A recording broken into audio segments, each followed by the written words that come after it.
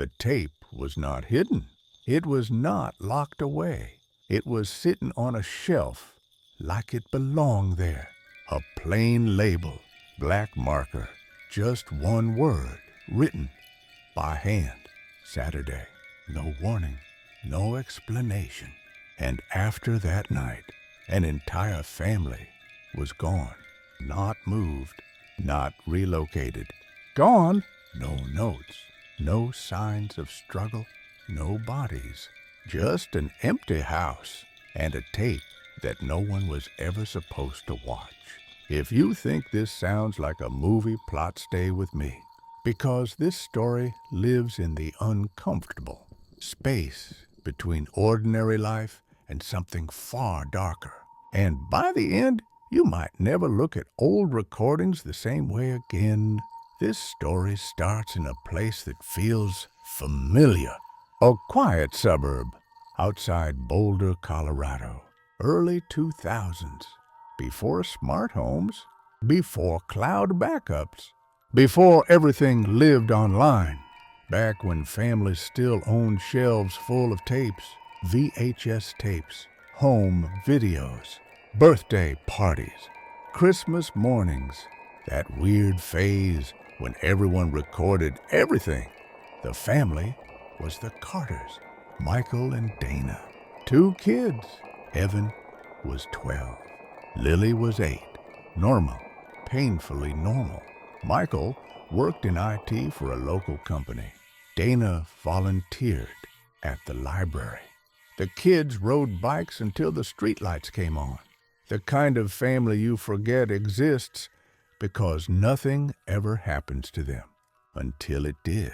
On a Saturday afternoon in late October, Michael stopped by a thrift store in Denver, one of those places filled with dusty shelves and old electronics. He liked fixing things, old radios, broken VCRs. He found a box of blank tapes, cheap, unlabeled, still sealed, except one tape already opened, with that word written on it, Saturday. He bought the box, did not think twice. That night, after dinner, pizza from the place down the street. The kids asked if they could watch a movie. Michael remembered the tapes, joked about mystery movies, hooked up the old VCR in the basement. They laughed, sat on the couch, lights off, popcorn in a bowl. The tape started with static, then a picture appeared.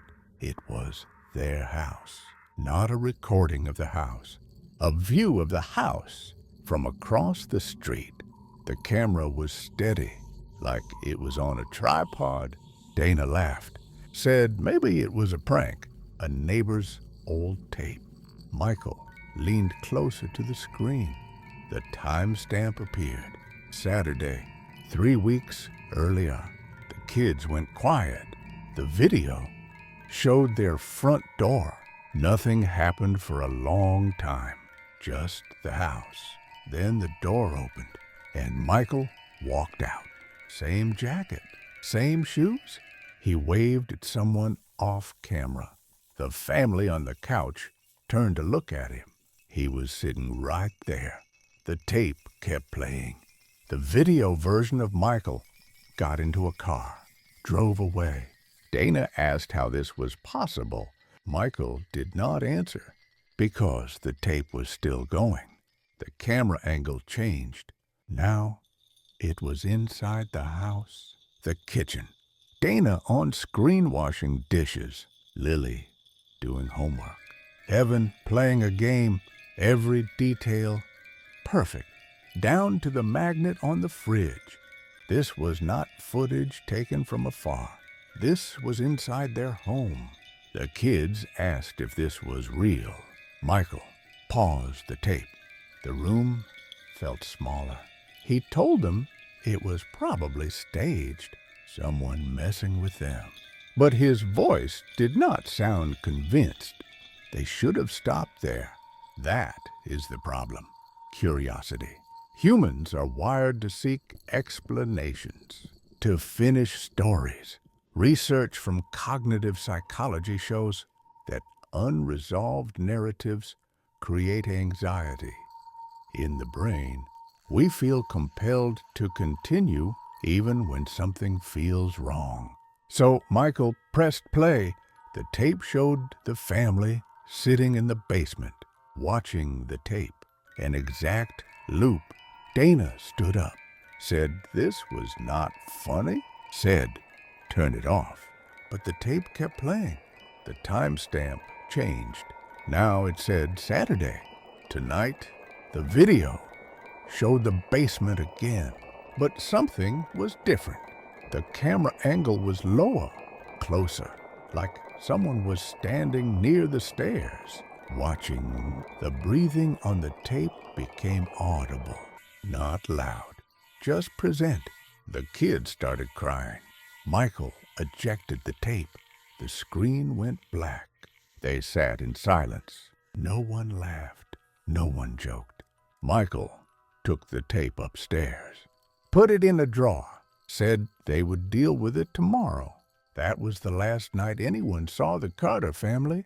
The next morning, a neighbor noticed their car still in the driveway, lights on inside. Mail piled up over the next few days. By Tuesday, the police were called. They found the house unlocked. Everything inside, wallets, phones, shoes, no signs of a struggle.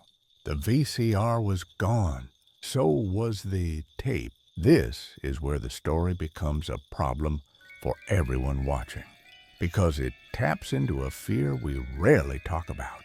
The idea that being seen without knowing it, being recorded, being observed, is not science fiction anymore.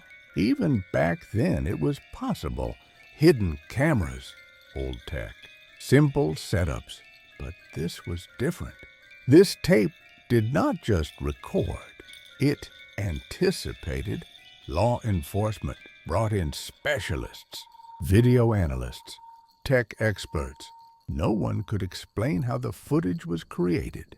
The angles, the timestamps, the accuracy. A professor from a university in California reviewed still frames, said the lighting matched real-world conditions. No signs of studio manipulation, which only deepened the mystery. Weeks later, the case went cold. No suspects, no leads, until a storage unit in Nevada was auctioned off.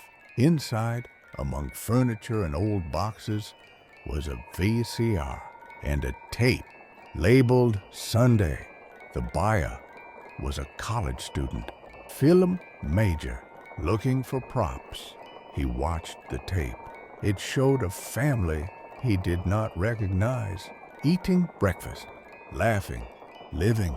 The timestamp said Sunday. At the end of the tape, the family stood up, looked directly into the camera, and the father said, "We know you are watching." The student turned the tape off, reported it. Police traced the VCR serial number. It matched the one from the Carter house. This is the development, the part where the story stops being about one family and becomes about a pattern. Over the next several years, similar tapes surfaced. Different states, different families, always ordinary, always unremarkable, and always after the tape was watched, the families disappeared. No violence, no ransom, no digital trail, just absence. Experts debated theories. Some believed it was an elaborate criminal network, using surveillance and psychological pressure. Others suggested extreme hoaxes, but one detail kept coming back. The tapes were always labeled with days, never names, never warnings, just time. This ties into a larger issue we face today. We live in a world obsessed with documentation, cameras everywhere, lives recorded constantly. But we rarely ask who is watching or why. A study from a research institute found that most people underestimate how much of their daily routine is observable from windows, from reflections, from devices. The Carters did nothing wrong. They lived, they trusted, they assumed privacy. That assumption cost them everything. Now the climax, the detail that still chills investigators. Years after the disappearance, a retired officer received a package, no return address. Inside was a single tape, labeled "Today." He never watched it. He turned it over to authorities. The tape was blank, or so they thought. When specialists analyzed the magnetic data, they found something strange. The tape had been recorded over multiple times, erased, rewritten, like someone was testing something or practicing. The conclusion is not neat. There is no closure, and that is why this story lingers, because it forces us to confront something unsettling. Safety is not just locks and doors. It is awareness, it is understanding that not everything watching you makes a sound, that not every threat announces itself, and that curiosity without caution can lead you places you cannot come back from. So, if you ever find something that does not belong, something that feels out of place, you do not owe it your attention. Sometimes, the bravest thing you can do is walk away. If this story stayed with you, then the next one will follow you even longer. So watch the next video.